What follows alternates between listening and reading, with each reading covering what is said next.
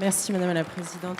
Madame la Ministre, l'examen de la mission économie du projet de loi de finances pour 2019 entre en parfaite résonance avec la loi Pacte, dont nous avons achevé la première lecture fin septembre dans ce même hémicycle. Les programmes de cette mission traduisent des mesures concrètes, fortes, en faveur de nos entreprises et de leur développement, la mise en œuvre du guichet unique électronique, la réforme des CCI, le soutien à l'export. Nous ne pouvons donc que nous féliciter que ce budget accompagne ainsi notre volonté de bâtir l'entreprise du XXIe siècle. Toutefois, la croissance de nos entreprises ne peut se faire sans les salariés. Ce fut d'ailleurs l'objet de nos débats dans la loi Pacte et dans le PLFSS qui ont permis de belles avancées, telles que la participation d'administrateurs salariés dans les conseils d'administration ou encore la suppression du forfait social pour les PME de 250 salariés.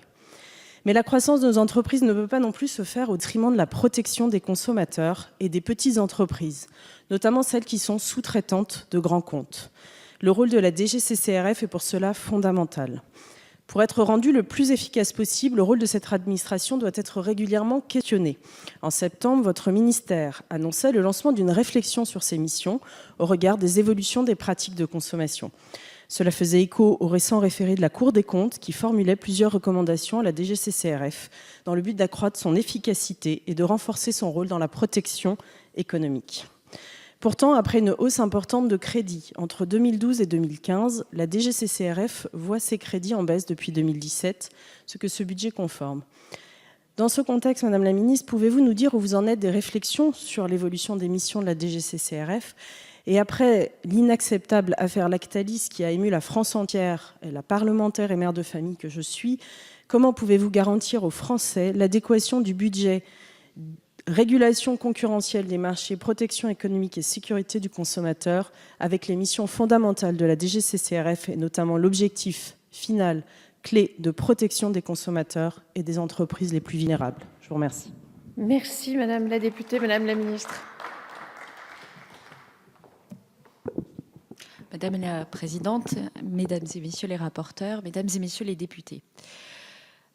Vous l'avez très bien dit, il y a eu un constat, une revue des missions a été menée pour la DGCCRF parce que suite à l'organisation issue de la REAT, liée à la décentralisation, un certain nombre de difficultés opérationnelles et à la territorialisation de l'État, un certain nombre de difficultés opérationnelles sont apparues dans la façon de conduire les missions et il est apparu important de collectivement revoir quelles devaient être les missions prioritaires en ayant en tête très clairement l'intérêt du consommateur et sa défense comme une priorité absolue.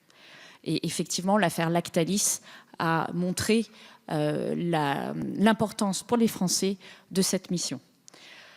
La revue a conclu à la nécessité de s'appuyer sur un réseau d'enquêteurs spécialisés et de fonctionner en réseau de contrôle sur les thématiques les plus pointues. On ne peut pas être à la fois spécialiste des cosmétiques, du secteur des banques et des assurances. Cela paraît assez évident.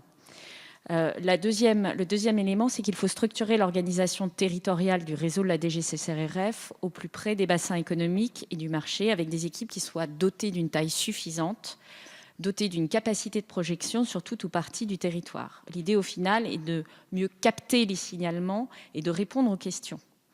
Et puis, il s'agit de prévoir, pour les missions de protection économique du consommateur, le contrôle de la qualité, de la sécurité des produits, un niveau d'exécution départemental ou interdépartemental afin de traiter les fraudes le plus en amont possible.